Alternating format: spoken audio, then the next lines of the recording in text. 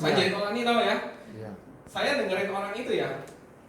Itu ngomongnya simple banget. Teman-teman boleh search di YouTube Sanjay Tolani, semua cara presentasi dia ada di situ.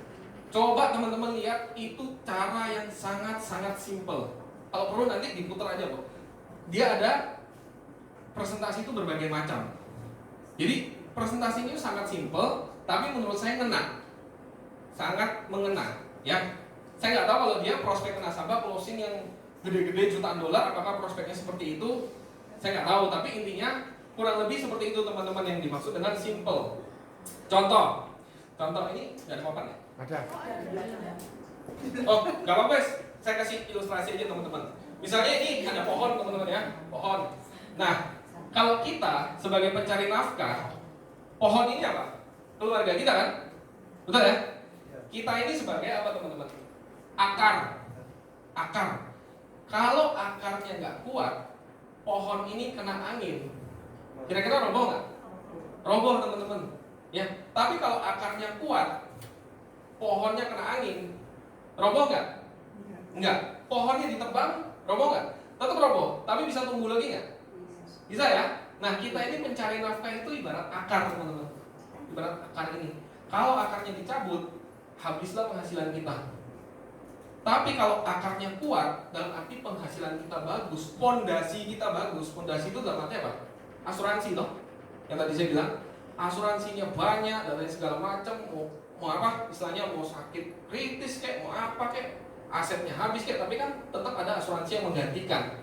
Nah, dia hanya cerita simple seperti itu teman-teman. Konsep-konsep yang simple seperti itu. Nanti teman-teman boleh deh search di YouTube Sanjay Tolani. Jadi dari sekian banyak pembicara MDRT ya, yang saya ingat cuma dia doang.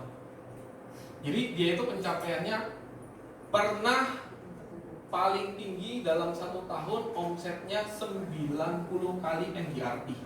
MDRT berapa? 583 kalau di Indonesia ya. Kalau di negara dia saya nggak tahu. 583 kali 90 berapa? Kurang lebih 50, hampir 50 miliar ya. Omset satu orang jualan dalam 1 tahun. Saya nggak tahu kerjanya seperti apa teman-teman. Ya, jadi dia di challenge, MDRT nyampe apa? COT atasnya, Scott of Table nyampe, ditantang lagi TOT, Top of Table nyampe. Habis itu ada istilah Platinum Dragon. Pernah dengar nggak? Platinum Dragon teman-teman, saya nggak tahu itu atasnya COT ya. Nyampe, habis itu ditantang lagi, kamu bisa nggak 100 kali MDRT? Dia ini orang yang suka tantangan. Dia bilang. Nah, akhirnya teman-teman, dia dalam 1 tahun itu nggak nyampe 100 kali, dia nyampe nya 90 kali dan masuk rumah sakit. Tahu kenapa? Kecapean? Bukan, stres, karena targetnya nggak nyampe. Jadi sampai segitunya passion dia di asuransi. Ya, jadi saya sih nggak sampai kepikiran sejauh itu ya. Maksudnya teman-teman apa? Ya di situ dia lah. Cuma maksudnya gini, apa namanya? Kenapa dia melakukan itu teman-teman? Kalau kita itu omset sekantor kali ya, dia satu orang gitu kan, omset satu agensi lah itu 50M, ya kan? Dia omset satu orang doang. Nah ternyata usut punya usut kan, kalau di luar negeri itu kan MDRT itu bisa dihitung dari berbagai perusahaan. Nah seperti itu teman-teman. Istilahnya itu kalau di kita itu apa ya? Hah? Mapping atau apa gitu loh. Jadi dia itu jual berbagai macam produk asuransi. Kurang lebih yang saya dengar seperti itu ya. Tapi kita ambil positifnya saja. Di Indonesia kan nggak boleh. Misalnya saya mau jual Prudential, produksi perusahaan ini lebih baik kan? Nggak bisa loh. Kalau di sana diizinkan teman-teman. Bisa, dan omset MDRT itu dihitung dari semua. Makanya kan maksudnya kesannya lebih mudah loh. Karena dia lihat, oh produk A, makelar asuransi, broker asuransi lebih tepatnya. Nah kurang lebih seperti itu. Ya itu yang saya dengar. Tapi ya apapun lah, intinya kita ambil positifnya aja dari dia gitu ya. Nah maksudnya gini, kenapa seorang Sanjay Tolani itu bisa capai omset satu agensi? Itu dia ngomong alasannya karena satu hal. Asuransi itu adalah cinta. Wis, seru ya? Cinta. Maksudnya cinta itu apa sih? Apa namanya? Kalau kita sudah nggak ada, kita meninggalkan sejumlah uang yang nanti akan dipakai oleh keluarga kita, itu kan bentuk cinta. Ya kan, pernah dengar kok polis itu adalah surat cinta, toh? Dasarnya itu toh. Dia bilang, love Insurance is love. Itu kata-kata yang saya ingat terus, terngiang-ngiang terus. Maksudnya gini, itu jadi power nggak buat kita untuk kedepannya. Kita dipersenjatai dengan skill, money management specialist. Terus hati kita, wih, gua datang untuk membawa surat cinta untuk nasabah gitu ya. Ya, kalau agent-agent baru ya pasti pikirannya apa? Omset, komisi. Tapi kalau seperti kita sekarang, jelas dong kita mikir target. Tapi usahakan teman-teman kalau ke nasabah, bawalah konsep yang menarik, yang profesional, dan yang paling penting apa? Hari ini gue datang ke lu, ke bapak, ke ibu, itu untuk memberi surat cinta untuk keluarga. Kayak gitu. Ya, jadi saya mulai belajar gitu teman-teman. Makanya saya punya nasabah ya teman-teman ya. Dia itu sudah 2 tahun jadi nasabah saya. Sudah 2017, ya 2 tahun. Setiap tahun itu nambah UP teman-teman. Sampai terakhir total UP dia di saya itu, kalau saya nggak salah ingat, sekitar 37 M. Ya, usia baru 35 tahun. Seumuran saya 37 M. Tentunya punya duit ya, tentunya. Karena kan pasti harus ada surat-surat dan lain sebagainya yang dilampirkan ke Prudential kan. Nah, saya bilang ke dia gini, kalau orang sudah seperti itu, saya nggak perlu cerita konsep macam-macam teman-teman. Saya cuma tanya, kalau ini gendeng kan seumuran saya loh. Akhirnya kan jadi teman. Kalau ini lapor tiap tahun itu tuku UP. Saya bilang gitu. Sampai segitu akrabnya saya bahasanya seperti itu teman-teman.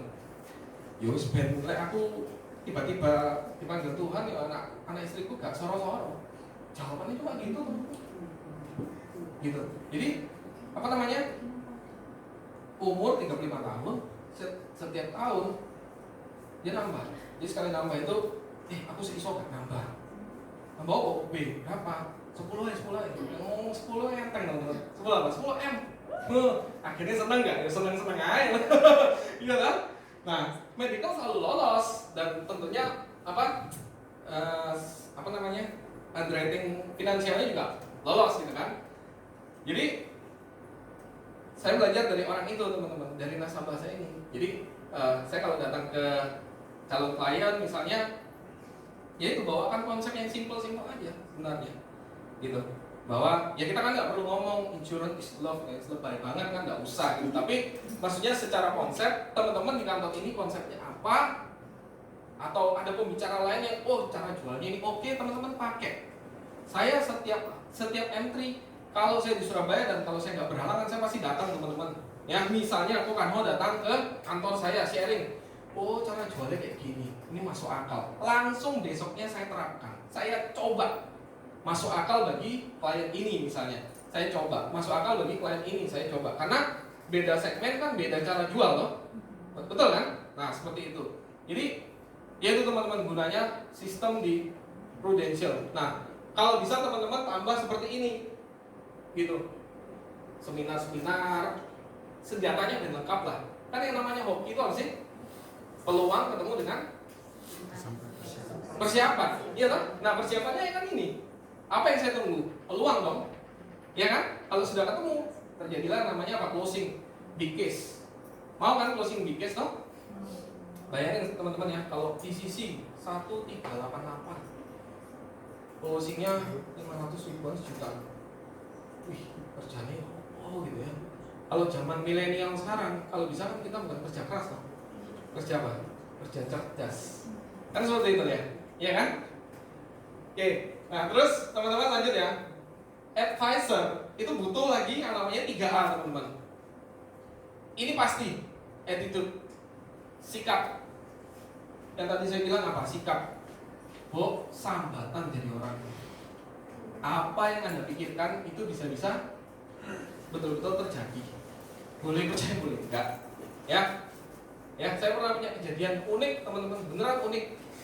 Saya dapat nasabah 3 kali, nasabah big case, 3-tiganya surrender dalam 3 tahun yang berbeda. Menurut saya, kenapa? Mungkin karena pikiran aja sih, simple. Pertama, dapat closing big case, baru antar polis dibatalin beberapa setelahnya. Kenapa?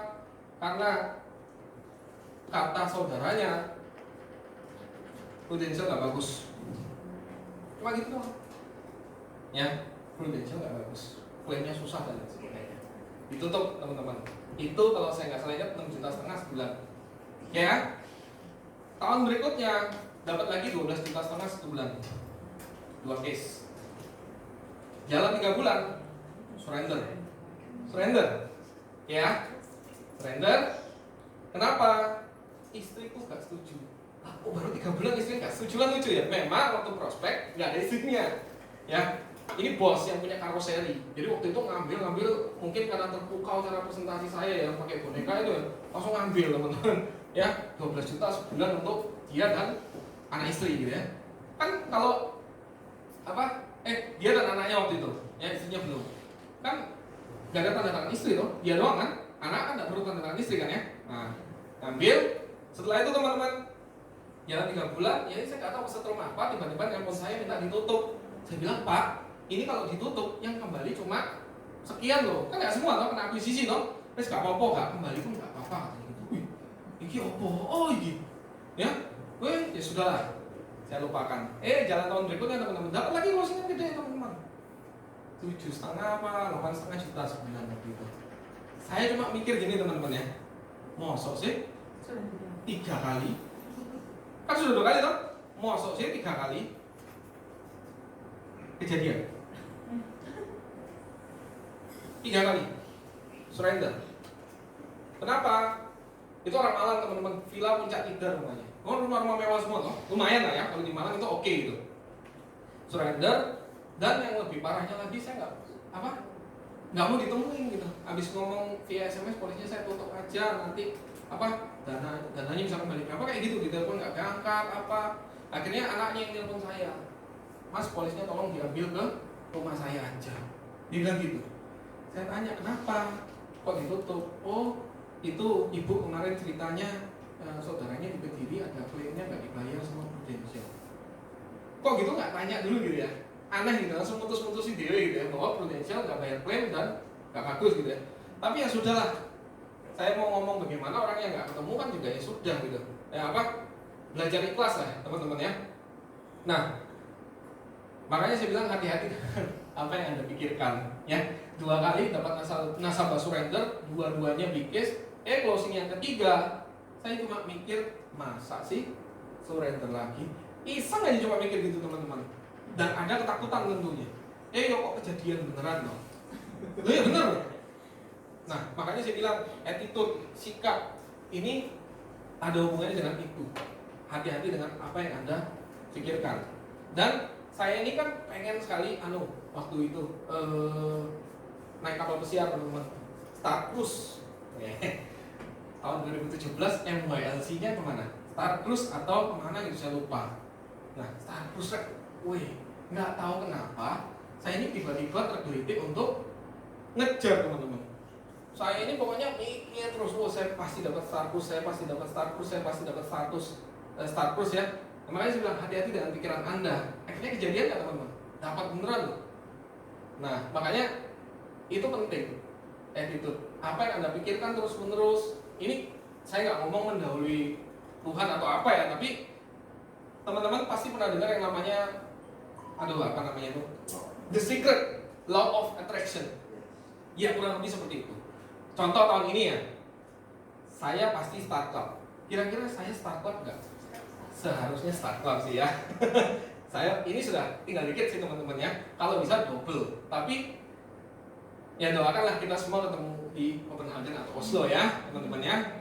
Nah makanya apalagi Prudential tahun ini mengeluarkan produk yang oke banget gitu ya, PPH Plus. Saya begitu PPH Plus mau launching, saya jujur aja nggak terlalu excited. Kenapa?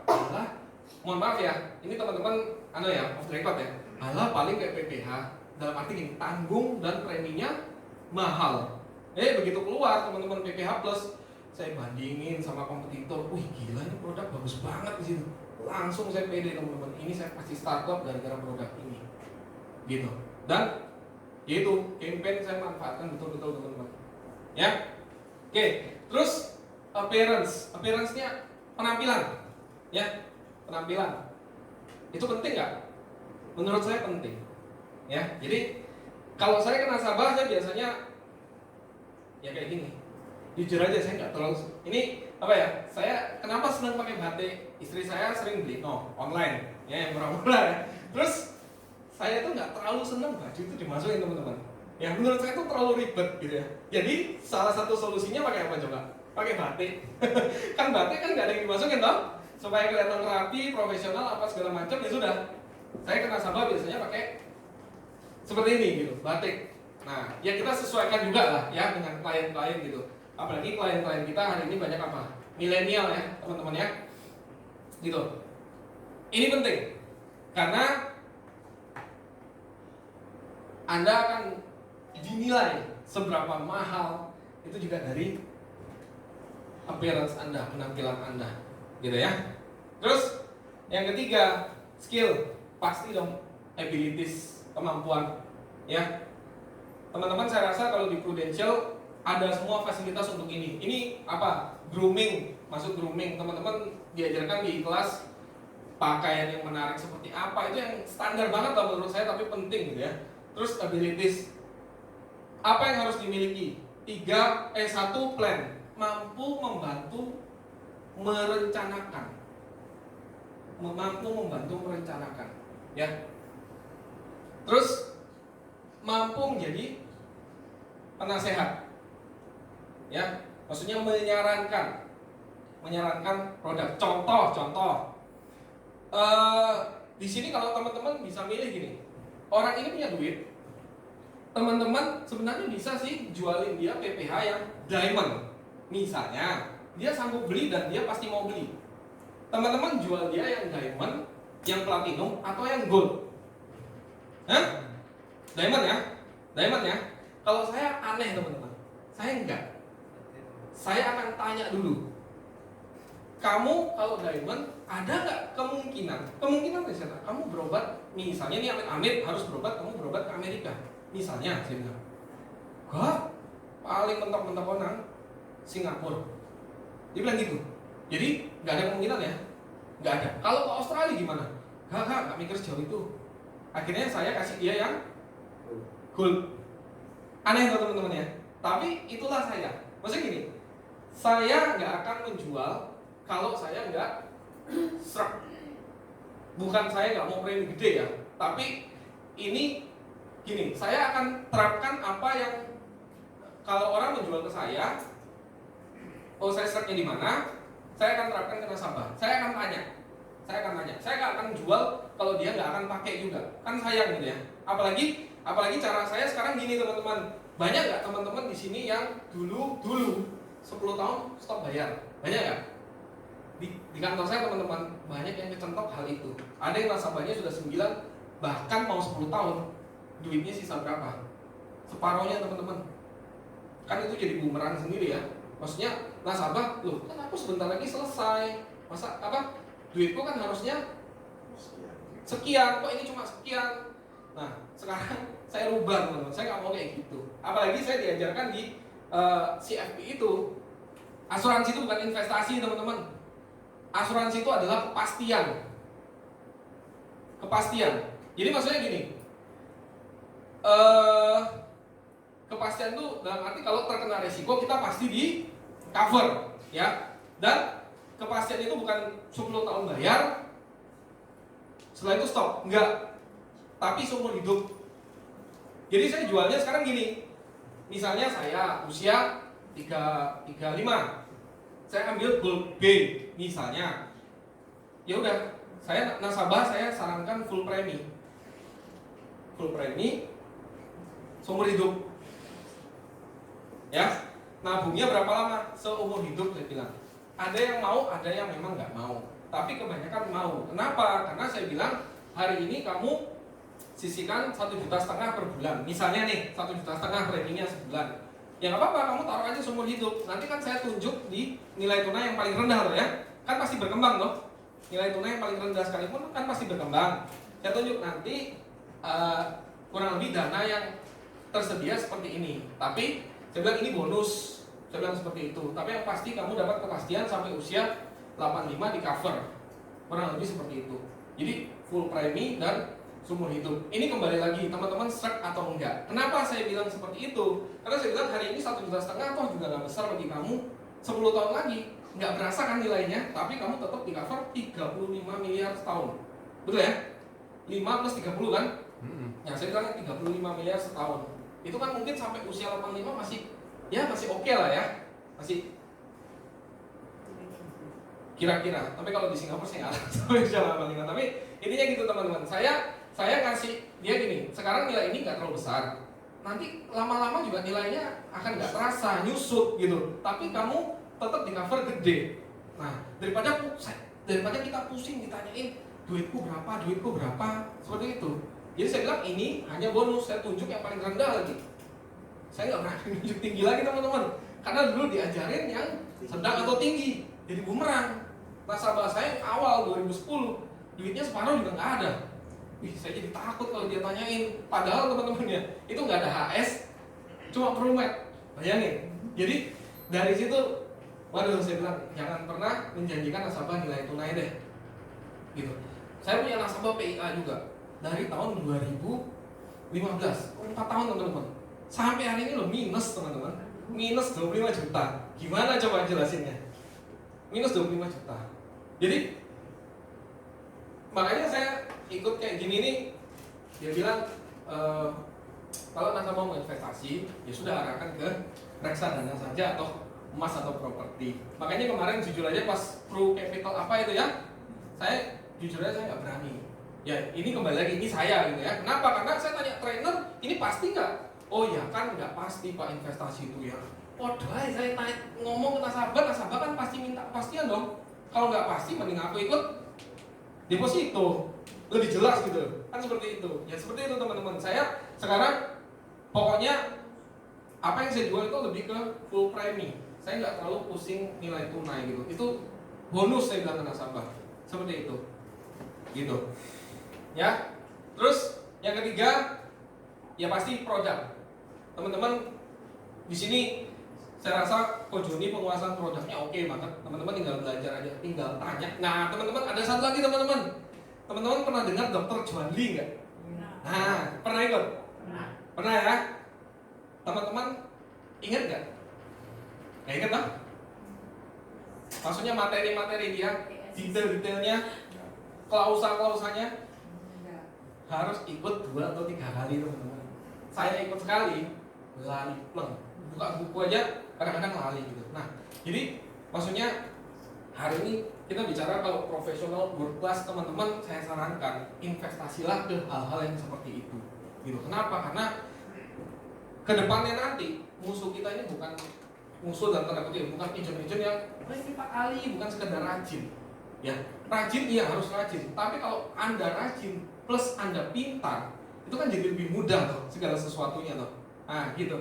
Jadi kalau Dr. Juan Lee itu dia ngajarin klausa-klausanya polis.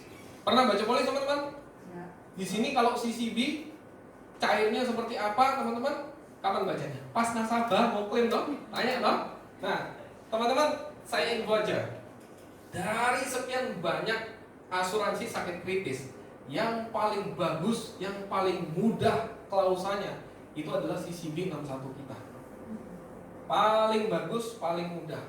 Karena materinya kan nggak boleh disebarin ya. Jadi saya cuma ngomong gini aja gitu. Nah, jadi intinya gini teman-teman. Kalau misalnya di asuransi lain itu survival periodnya, masa bertahan hidupnya ada yang 45 hari, ada yang 60 hari, harus hidup baru boleh klaim loh teman-teman. Jadi contoh, saya punya polis perusahaan A, stroke nih. Saya harus bisa bertahan hidup 60 hari, baru hari ke-61 saya masukkan klaim.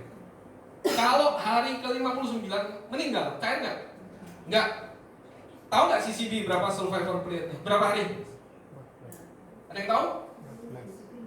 14 hari. 14 hari. Hari ke-15 baru boleh klaim. 14 hari. Hah? Kalau ISCC malah 40 hari. Hah? 14 ya? Oh ya mungkin saya kebalik ya. Ini maklum teman-teman ya.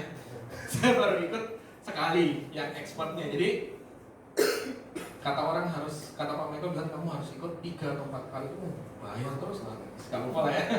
Nah, jadi itu salah satu contoh. Terus ada lagi teman-teman, saya dikasih tahu, mungkin tahu Pak Weli ya di sini ya, nah dengar ya, Lim Novi sama Weli ya. Nah, dia pernah cerita seperti ini ke saya, nasabahnya itu punya CCB, terus pasang kateter jantung, tahu ya, bukan ring, tapi hanya kateter. Kateter jantung itu minimal ada 3 saluran, tersumbat 75%, yang satunya 60, yang satunya lagi 60. Itu ternyata CCB cair loh teman-teman, 100%. Akhirnya saya googling kateter itu apa. Berarti kan kriterianya kan nggak susah-susah banget gitu ya. Nah, ditambah lagi waktu itu ada teman kantor saya, agent teman-teman, cowok, kanker payudara, cowok, orangnya agak gemuk sih. Nah, ini memang kayak cewek ya. Kanker payudara teman-teman, cowok, usianya waktu kanker payudara itu sekitar 36-37 gitu ya. Stadium kalau saya nggak salah ya 2A di onkologi. CCB-nya cair juga, payernya jalan sampai hari ini gitu. Jadi kadang-kadang kan kita kalau jelasin ke nasabah sakit kritis, nasabah pasti mikirnya apa? Wah ini wes sekarat wes deket mati baru keluar loh. Ternyata enggak. Terakhir mertua saya kanker stadium, kanker buli itu kantong kencing teman-teman, di atasnya prostat, yang jadi betul-betul di kantong kencingnya itu ada sel kanker. Itu cair, nggak yang sampai gimana, masih bisa berobat kok, jalan-jalan, maksudnya bisa jalan normal gitu ke Malaysia. Tapi akhirnya memang nggak ada sih. 7 tahun teman-teman melawan kanker mertua saya, 7 tahun ya. Waktu itu tahun 2012 sisinya cair, sayangnya sedikit gitu. Jadi sisinya cair, ya itu bayangan saya. Jadi nggak harus yang itu kenyataan gitu yang saya lihat, nggak harus seperti bayangan orang itu harus sakit kritis, apalagi setelah belajar klausa, wah ternyata seperti ini toh, itu sudah bisa cair gitu. Dan yang paling mudah cair itu adalah CCB-nya kita gitu teman-teman ya. Kalau ada dokter Juandi, teman-teman boleh ikut untuk nambah skill ya. Intinya gini teman-teman, investasi uang itu pasti akan kembali kok sebenarnya gitu. Oke, nah nih ini kan teman-teman sudah pasti tahu lah ya. Kita kalau jelasin ke nasabah jangan jelasin produk. Kita munculkan apa? Masalah. Kalau terjadi gini gimana? Kalau terjadi gini gimana? Ya, sehingga apa? Klien ini fokusnya, oh iya ya, kalau terjadi ini seperti apa? Sehingga ini teman-teman, premi itu nggak terasa berat, enteng gitu loh. Enteng. Makanya tadi saya bilang nasabah saya yang UP-nya berapa? 37M tadi, teman-teman tahu CCB-nya itu 12M, mentok teman-teman. CCB paling banyak berapa? 12 kan ya? 12 miliar. Saya nggak tahu kalau bisa lebih. Tapi waktu itu dia apply lagi di atas 12M, ditolak sama bro. Jadi ini sudah kata ARP, ini sudah mentok pak, nggak bisa lagi gitu. CCB 12M, sisanya berarti kan UP, Linkem, seperti itu teman-teman. Karena dia punya satu ketakutan. Maksudnya gini, satu ketakutan itu apa sih? Dia dulu pernah hepatitis.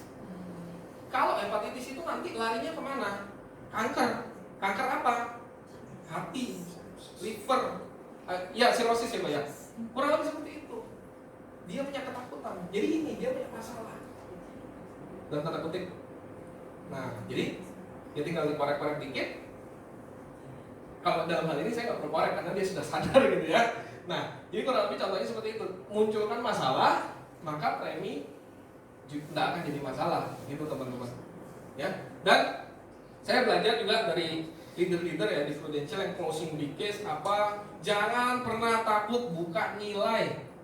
Jangan pernah takut. Dulu konyolnya saya itu selalu takut. Kenapa? Karena kita, ini waktu saya masih ada kan? Masih ada.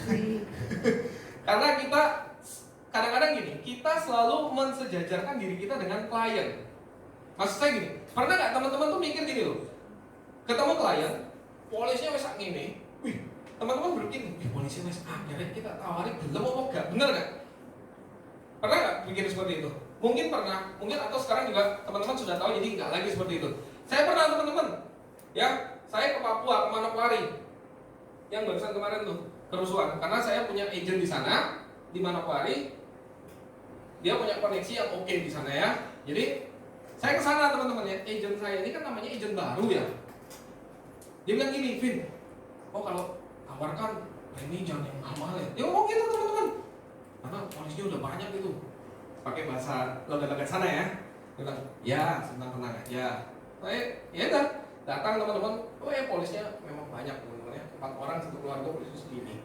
Oh saya bilang gini Cek, ini kasih saya waktu 15-20 menit, saya rangkum ya jadi 1 lembar, nanti besok saya bawakan ke CC gitu. Oh ya boleh. Saya belum nawarin waktu itu teman-teman.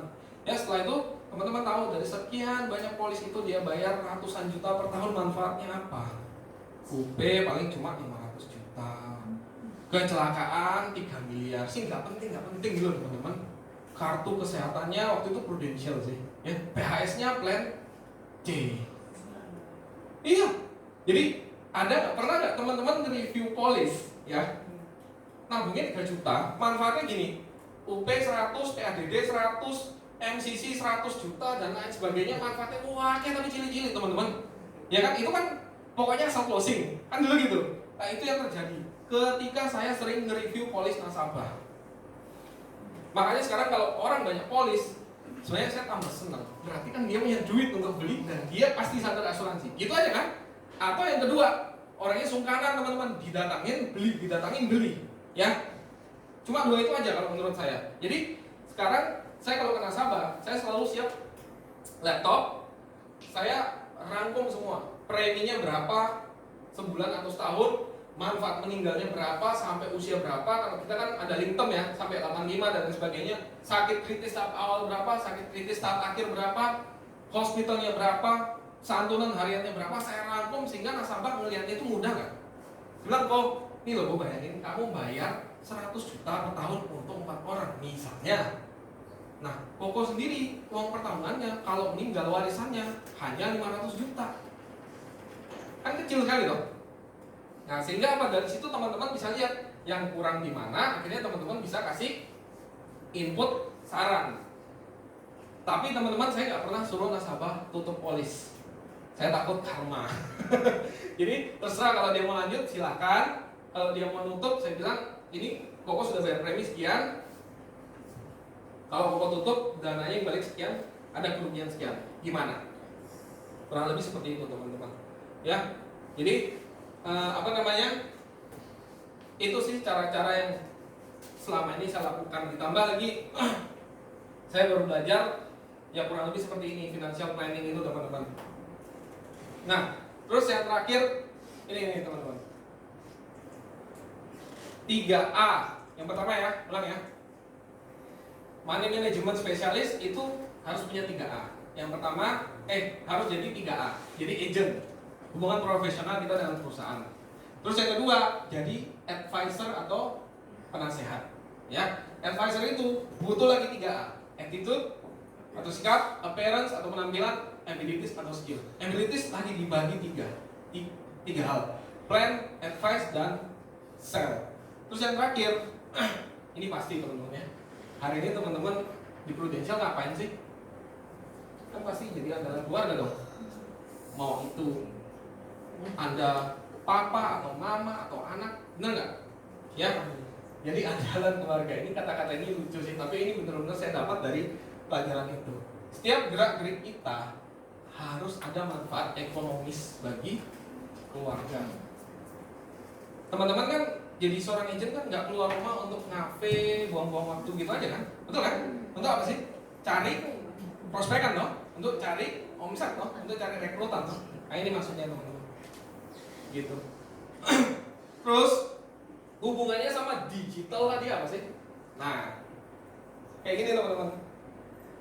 Hari ini sadar nggak sadar, kita semua kurang lebih di ruangan ini itu masuk yang namanya apa? Generasi apa nih? Yes. Kalau dibagi nih teman-teman, segmentasi demografi itu ada 5 generasi. Yang pertama pre baby boom. Baby boom itu baby boomers kalau pernah dengar ya. Itu kelahiran di bawah tahun 1945. Pasti nggak ada di sini ya.